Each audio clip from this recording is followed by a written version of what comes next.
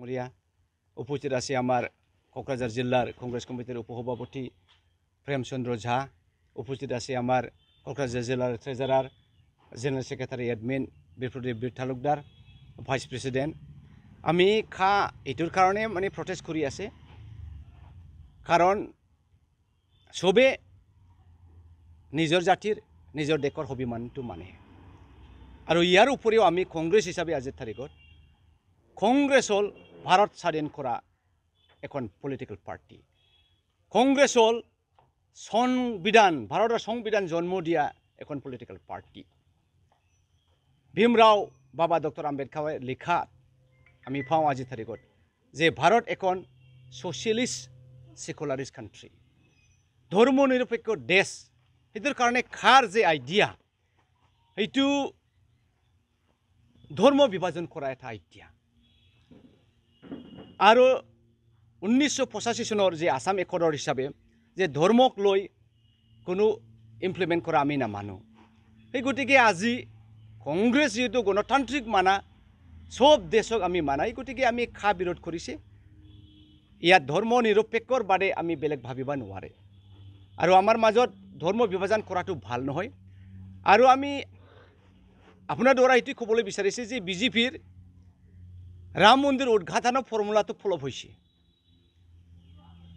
যে 4-5টা শংকৰাচাৰ্যসকলে কৈছে যে ৰাম মন্দিৰ উদ্ঘাটন আমি নামানো, কাৰণ এই মন্দিৰৰ উদ্ঘাটনটো এজন প্ৰধানমন্ত্ৰী পলিটিকেল ফিগাৰ দিয়া নহয়, আমিহে কৰিব লাগে, শংকৰাচাৰ্যসকলে কৰিব লাগে। এই গতিকে তাৰ যে আইডিয়া, এবাৰ ৰাম মন্দিৰক আনি পেলাই এটা ভোট কৰিম, ভোট আদায় কৰিম, সেই ফৰ্মুলাটো ফ্লপ হ'ল। এতিয়া নৰেন্দ্ৰ মোদী ডাঙৰীয়া বিজেপিৰ কোনো আৰু উপায় নাই, গতিকে যে ইমপ্লিমেণ্ট কৰিবলৈ চেষ্টা কৰি আছে, যাতে ধৰ্ম বিভাজন কৰি, জাতি বিভাজন কৰি ভোট আদায় কৰিব পাৰে। এই গতিকে আমি বিৰোধী। বহু আন্দোলন কৰাৰ পিছতো বিজেপিয়ে বলবৎ কৰিলে, বিজেপি চৰকাৰে। নাই, বিজেপি চৰকাৰে ক'ত আইন মানা? ৰাইজৰ ৰাজাৰ কোটাটো নামানিবহি। আমাৰ আবাদাৰীসকল, খেতিয়কসকল কিমান আন্দোলন কৰিছে, নামানেহি।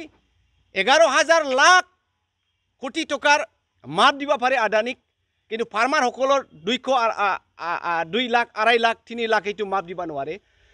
সেই চৰকাৰ হ'ল ৰাইজৰ চৰকাৰ নহয়, গণতন্ত্ৰৰ চৰকাৰ নহয়, এইটো ৰাজাবাদী, হিটলাৰবাদী, ফেচিবাদী চৰকাৰ। সেই গতিকে ইয়াৰ পৰা বুজিবলৈ ঠাই নাই। আমি যিমানেই আন্দোলন নকৰোঁ তেখেত নামানিব।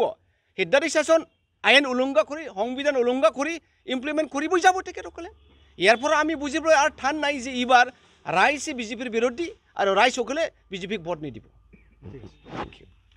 মৰিয়া উপস্থিত আছে আমাৰ কক্ৰাঝাৰ জিলাৰ কংগ্ৰেছ কমিটিৰ উপসভাপতি প্ৰেমচন্দ্ৰ ঝা, উপস্থিত আছে আমাৰ কক্ৰাঝাৰ জিলাৰ ট্ৰেজাৰাৰ জেনাৰেল সেক্ৰেটাৰি এডমিন বিপ্লবদেব বীৰ তালুকদাৰ, ভাইস প্ৰেসিডেন্ট।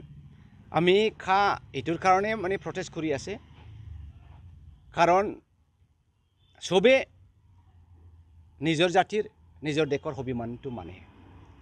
আৰু ইয়াৰ উপৰিও আমি কংগ্ৰেছ হিচাপে আজিৰ তাৰিখত কংগ্ৰেছ হ'ল ভাৰত স্বাধীন কৰা এখন পলিটিকেল পাৰ্টি। কংগ্ৰেছ হ'ল ভাৰতৰ সংবিধান জন্ম দিয়া এখন পলিটিকেল পাৰ্টি। ভীমৰাও বাবা ডক্টৰ আম্বেদকাৰে লিখা আমি পাওঁ আজিৰ তাৰিখত যে ভাৰত এখন ছ'চিয়েলিষ্ট সেকুলাৰিস্ট কান্ট্ৰি, ধৰ্ম নিৰপেক্ষ দেশ। সেইটোৰ কাৰণে যে আইডিয়া, সেইটো ধৰ্ম বিভাজন কৰা এটা আইডিয়া।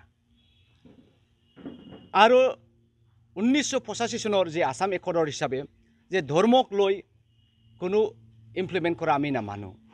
সেই গতিকে আজি কংগ্ৰেছ যেহেতু গণতান্ত্ৰিক মানা, সব দেশক আমি মানাই, গতিকে আমি বিৰোধ কৰিছে। ইয়াত ধৰ্ম নিৰপেক্ষৰ বাদে আমি বেলেগ ভাবিব নোৱাৰে। আৰু আমাৰ মাজত ধৰ্ম বিভাজন কৰাটো ভাল নহয়। আৰু আমি আপোনাৰ দ্বাৰা এইটো ক'বলৈ বিচাৰিছে যে বিজেপিৰ ৰাম মন্দিৰ উদ্ঘাটনৰ ফৰ্মুলাটো ফলপ হৈছে। যে 4-5টা শংকৰাচাৰ্যসকলে কৈছে যে ৰাম মন্দিৰ উদ্ঘাটন আমি নামানো, কাৰণ এই মন্দিৰৰ উদ্ঘাটনটো এজন প্ৰধানমন্ত্ৰী পলিটিকেল ফিগাৰ দিয়া নহয়, আমিহে কৰিব লাগে, শংকৰাচাৰ্যসকলে কৰিব লাগে।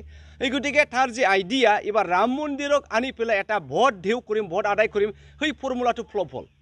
এতিয়া নৰেন্দ্ৰ মোদী ডাঙৰীয়া বিজেপিৰ কোনো আৰু উপায় নাই, গতিকে যে ইমপ্লিমেণ্ট কৰিবলৈ চেষ্টা কৰি আছে, যাতে ধৰ্ম বিভাজন কৰি, জাতি বিভাজন কৰি ভোট আদায় কৰিব পাৰে। এই গতিকে আমি বিৰোধী। সাৰ বিৰোধী বহু আন্দোলন কৰাৰ পিছতো বিজেপিয়ে বলবৎ কৰিলে বিজেপি চৰকাৰে নাই বিজেপি চৰকাৰে ক'ত আইন মানা ৰাইজৰ ৰাজাৰ কোটাটো নামানিবই আমাৰ আবাদাৰীসকল খেতিয়কসকল কিমান আন্দোলন কৰিছে নামানেহি 11,000 লাখ কোটি টকাৰ মাত দিব পাৰে আদানীক কিন্তু ফাৰ্মাৰসকলৰ 2 লাখ 2.5 লাখ 3 লাখ এইটো মাত দিব নোৱাৰে সেই চৰকাৰ হ'ল ৰাইজৰ চৰকাৰ নহয় গণতন্ত্ৰৰ চৰকাৰ নহয় এইটো ৰাজাবাদী হিটলাৰবাদী ফেচিবাদী চৰকাৰ এই গতিকে ইয়াৰ পৰা বুজিবলৈ ঠাই নাই আমি যিমানেই আন্দোলন নকৰোঁ তেখেত নামানিব হিটলাৰী শাসন আইন উলংঘা কৰি সংবিধান উলংঘা কৰি ইমপ্লিমেণ্ট কৰিবই যাব তেখেতসকলে ইয়াৰ পৰা আমি বুজিবলৈ আৰু ঠান নাই যে এইবাৰ ৰাইজে বিজেপিৰ বিৰোধী আৰু ৰাইজসকলে বিজেপিক ভোট নিদিব ঠিক আছে Thank you.